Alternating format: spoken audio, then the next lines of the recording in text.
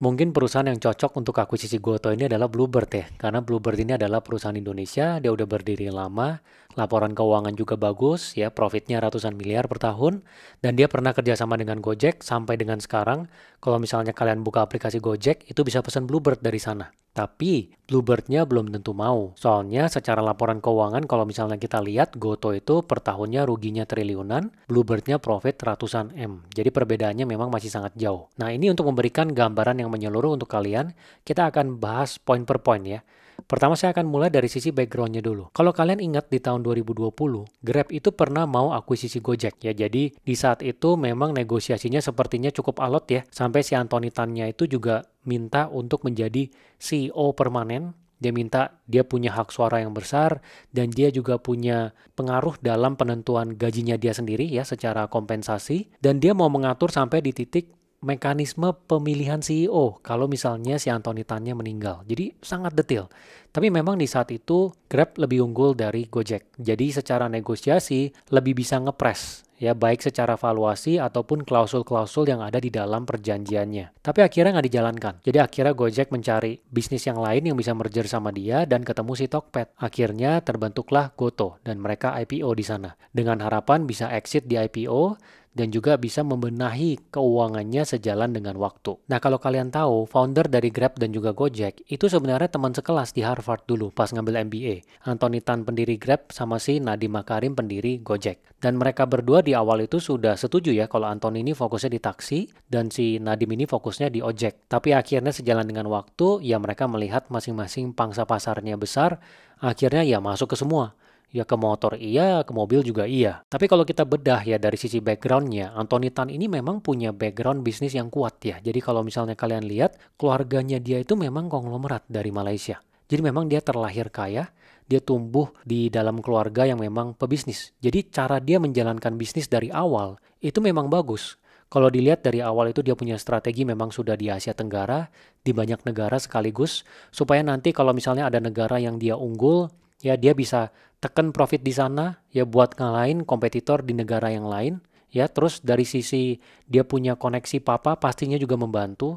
Misalnya dia masuk ke Thailand, ke Indonesia, ke Filipina, itu pasti ada koneksi dari papanya yang bantu gitu. Oh, papanya punya jenderal nih, direktur operasional, punya kenalan di negara Thailand yang bagus nih buat jalanin operasional. Itu pasti ada pengaruh yang sangat besar. Sedangkan kalau dari sisi Gojek, Nadim, itu memang backgroundnya bukan benar-benar pure pebisnis dari keluarganya.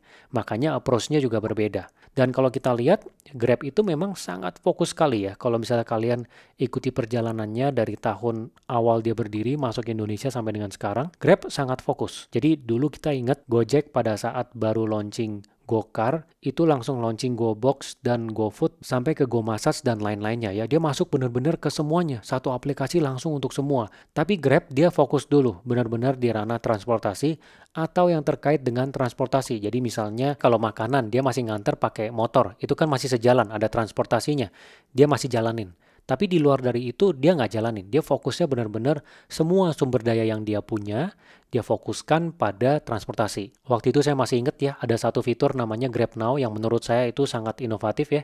Jadi pada saat kalau kita lihat ojek, kita pengen langsung pakai si ojeknya dalam aplikasi, itu bisa. Terus ada Grab Car Plus yang dimana di dalamnya ada WiFi dan segala macam. Itu semuanya dari Grab tuh. Baru akhirnya Gojek ikutin. Karena Grab itu benar-benar fokus. Sumber daya ini kan memang terbatas. Kalau kita nggak fokus, hasilnya nggak akan maksimal. Dan terbukti ya, Grab itu setelah dia fokus tajam menjadi pemenang di dalam dia punya ranah di transportasi, ya dia baru mulai mendeklarasikan dirinya menjadi super app. Jadi memang langkahnya dari awal itu sudah sangat strategik banget. Tapi walaupun demikian ya, walaupun si Grab ini memang sudah ada di banyak negara dan juga sudah TBK di luar negeri di Nasdaq ya, dia keuangannya masih negatif. Kalau misalnya kalian lihat di laporan keuangan di tahun 2024, dia masih rugi ya 158 juta US dollar. Nah, Goto juga memang dalam keadaan rugi ya, lebih besar.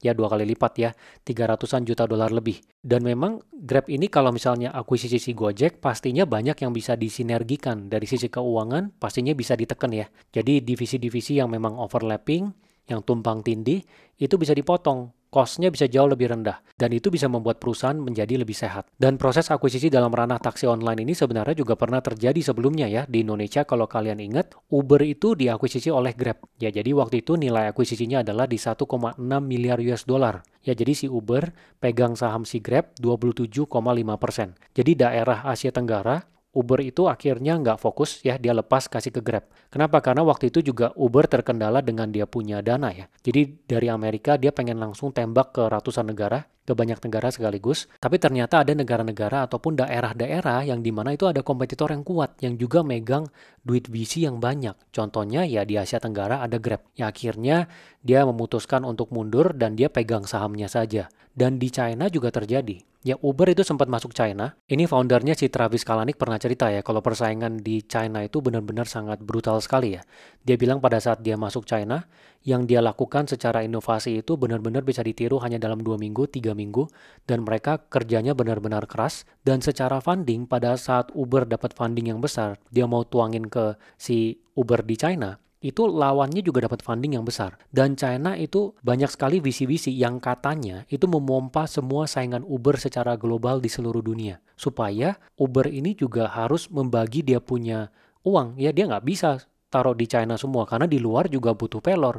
Sedangkan pelornya dia terbatas. Ya nggak mungkin dia punya uang unlimited di saat itu. Karena jumlah institusi yang bisa menyokong memberikan dana dalam jumlah besar ya juga terbatas. Jadi waktu itu adalah persaingan mengambil dana. Ya akhirnya si Uber mundur. Waktu itu nilai akuisisinya adalah di 7 miliar US dollar. Akhirnya Uber pegang saham Didi 20% gitu. Jadi di negara-negara lain Uber masih bersaing. Makanya kalau kita pergi ke negara di luar Asia Tenggara ataupun di luar China, itu ada Uber yang dimana Ubernya itu lumayan mendominasi. Ya tapi ya untuk Asia Tenggara dan juga China, Ubernya ini hanya megang saham saja. Dia mundur. Jadi memang akuisisi dalam ranah taksi online ini pernah terjadi sebelumnya. Dan Grab Goto ini bukan pertama kalinya terjadi ya. Dan banyak orang bilang kalau misalnya akuisisi ini terjadi, maka Goto akan menjadi milik asing. Nah sebenarnya ini statement yang kurang tepat ya. Sebenarnya kalau kita sekarang bedah laporan keuangannya, Goto itu memang secara kita punya perception kan ini adalah perusahaan Indonesia. Ya memang foundernya dari Indonesia. Tapi kalau kita lihat yang memang punya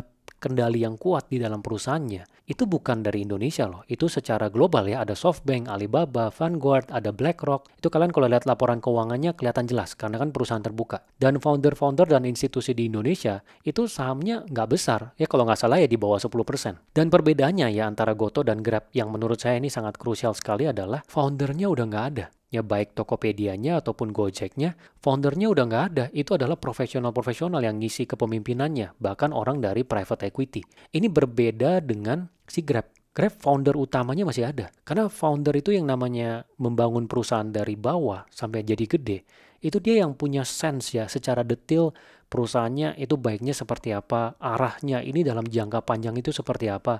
Dan dia berpikirnya pasti jangka panjang. Karena kalau profesional mungkin pegang jabatannya 5 tahun, ya jadi direktur atau 10 tahun kalau jangka panjang, dan setelah itu diganti dengan direktur yang lain. Kadang berpikirnya nggak jangka panjang, walaupun ada ya yang posisinya profesional bisa berpikir jangka panjang. Tapi ya menurut saya yang dipegang sama founder itu biasanya akan lebih unggul. Anyway, balik lagi kalau misalnya ada yang bilang kalau Goto diakuisisi sama Grab, maka akan dimiliki oleh asing gitu Indonesia. Ya kurang tepat juga karena per sekarang juga ya memang sudah ada asingnya gitu yang punya kendali di dalamnya gitu ya. Dan secara data kan banyak yang bilang wah nanti datanya ditarik keluar. Ini bisa dibatasi dengan peraturan pastinya ya. Dan kalau misalnya kita lihat Goto itu memang tahun lalu di 2024 dengan Tencent Cloud dan juga Alibaba Cloud itu sudah ada kontrak. Jadi dia akan pindahin datanya ya ke infrastruktur cloud yang dibangun di Indonesia. Ya memang di Indonesia gitu. Tapi memang kita tahu ya sekarang ini adalah zamannya AI. Jadi data itu adalah minyaknya untuk AI ya. AI itu bisa tambah pintar kalau misalnya datanya lebih banyak. Dan dengan diakuisisinya si Goto ini, ya berarti mayoritas data dari orang Indonesia, dari kehidupan sehari-harinya, dia beli apa, dia makan apa, terus jam berapa dia berpergian, itu semuanya akan di-capture dalam satu centralized intelligence. Nanti AI-nya ya belajarin datanya Indonesia. Jadi AI ini akan paham sekali karakteristik dari orang-orang Indonesia secara mayoritas gitu ya. Dan memang ya tujuannya dari AI ini mempelajari data adalah agar dia semakin tajam, supaya aplikasinya lebih baik lagi. Jadi kalau misalnya ada orang sukanya makan martabak, ya jam 11 dia tawarin martabak di dalam aplikasinya. Itu akan bisa lebih tajam lagi. Tapi ya kita nggak tahu nih apakah ada hal-hal lain yang kemungkinan bisa merugikan negara kita kalau misalnya memang data kita secara mayoritas itu dipegang oleh satu centralized intelligence, ya AI, yang mungkin dilatihnya bukan di Indonesia. Ya datanya mungkin di Indonesia, tapi AI-nya mempelajari data-data ini ya dilatihnya mungkin aja di luar gitu. Nah, itu yang mungkin perlu dipikirkan lebih dalam ya. Bisa dipakai untuk apa nih? Ya mungkin di sini kita semua belum tahu secara spesifik kerugiannya apa kalau misalnya AI itu taunya sampai sedetail itu gitu ya, di luar dari memang aplikasinya menjadi lebih baik. Banyak orang yang bilang kalau misalnya ada pemain lain di luar dari Gojek dan juga Grab, misalnya seperti Shopee Food, Maxim, atau mungkin InDriver ya. Ini menurut saya yang lain itu pangsa pasarnya cukup kecil. Ya jadi kalau misalnya dibandingkan dengan Gojek ataupun Grab apalagi mereka merger, tentu jauh ya. Dan kalau misalnya mereka jadi merger, mereka punya pricing power yang lebih baik. Mereka bisa kontrol harganya lebih kuat karena orang-orang sudah lengket. Kayak saya sudah sering banget pakai Grab dan Gojek. Ya, kemungkinan besar dalam jangka panjang saya akan pakai Grab dan Gojek. Saya pindah ke Shopee Food ataupun ke Maxim itu akan susah. Saya pernah coba kok pakai Shopee Food, ya bagus juga layanannya, tapi susah memindahkan saya ke situ.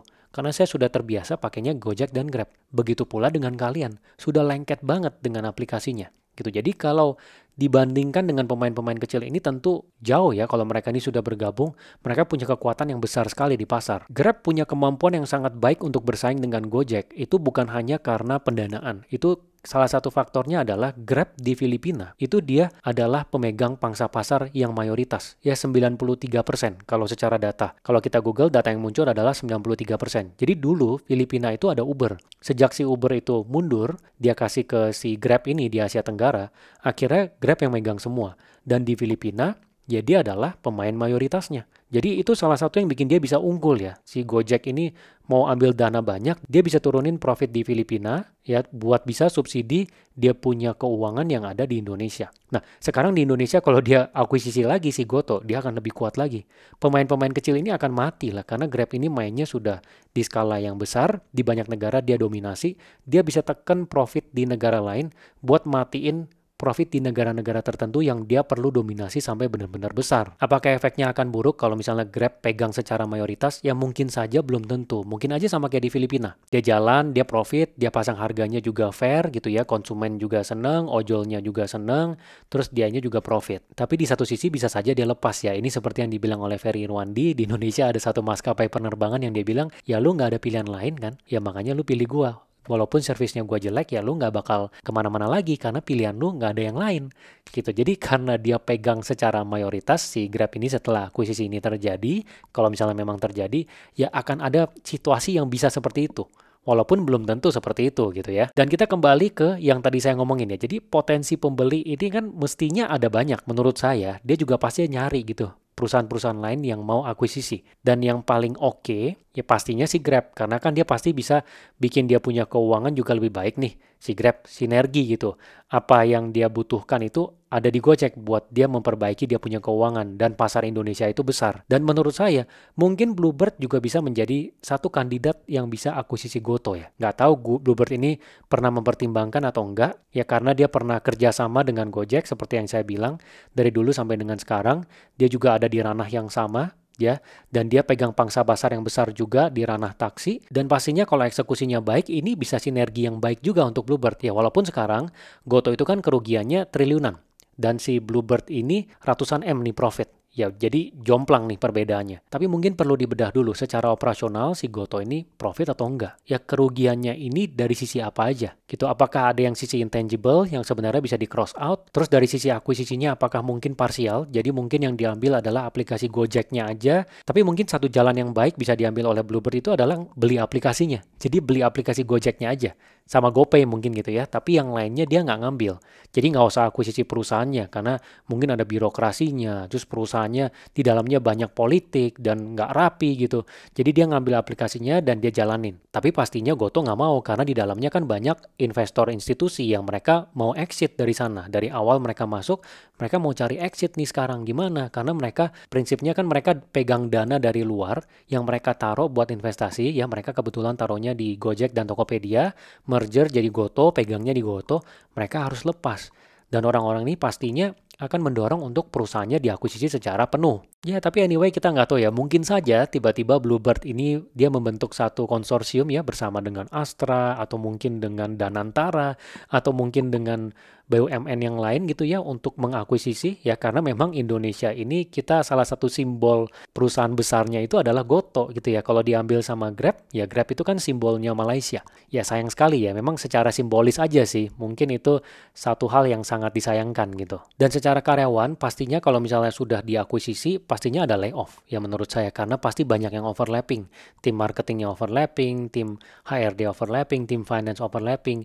Itu pasti disikat-sikat tuh. Kayak kemarin misalnya ByteDance akuisisi Tokopedia itu pasti disikat-sikat. Pasti ada divisi-divisi yang mengerjakan hal yang sama, yang itu nggak perlu ada dua gitu. Kalau misalnya perusahaannya udah akuisisi ya itu akan dibuang. Jadi layoff itu pasti akan terjadi. Tapi sebelum ada wacana akuisisi ini pun dari tahun-tahun kemarin Goto juga sudah melakukan layoff yang dimana mereka mau efisiensi biayanya mereka supaya bisa profit. Sudah berusaha semaksimal mungkin juga. Tapi kalau secara ojol banyak orang yang bilang kan kalau misalnya digabung gini ojolnya nanti banyak yang hilang nih pekerjaannya. Ya enggak juga ya karena kan ojol banyak yang megang dua. Kalian coba deh kalau misalnya naik ojol tanya ke dia, Bapak, naik Grab ada aplikasi Gojek nggak? Naik Gojek ada aplikasi Grab nggak? Atau mungkin aplikasi Maxim? Rata-rata tuh megang 2 atau 3 handphone. Rata-rata, walaupun nggak semua ya. Saya nggak tahu secara data berapa, tapi dari selama ini saya pesen GoFood ataupun saya naik Gojek, GoCar, GrabCar, itu saya tanyain, itu selalu punya aplikasi 2, kebanyakan. Dan kita tahu ya, ini kan kemarin ini ada demo dari ojek online yang mereka minta perubahan dari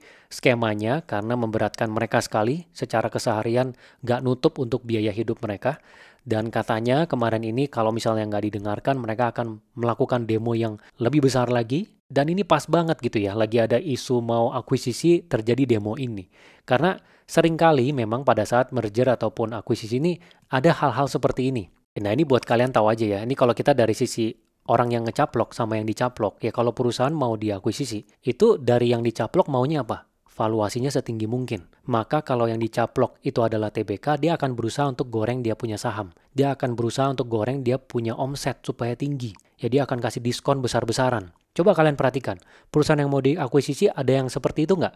Selama ini kalian lihat. Ya coba lihat deh, ada wacana-wacana dari mereka yang ingin naikin mereka punya valuasi supaya bisa nego. Nah sedangkan dari sisi yang akuisisi, dia akan condongnya apa? Yang diakuisisi nilainya rendah. Jadi ada berita-berita yang negatif. Nah, ada orang yang bilang kalau ini demo nih, wah ini dibiayain nih supaya valuasinya juga turun nih Gojek diakuisisinya. Gitu. Tapi terlepas dari itu, ya kita lihat aja nanti seperti apa ya. Kita cuman ya sebagai penonton cuman lihat dan tahu aja sih, juga nggak bisa gimana-gimana. Tapi di sini saya ingin tahu nih pendapat dari kalian. Menurut kalian, seharusnya Goto itu diakuisisi sama Grab atau sama perusahaan lain?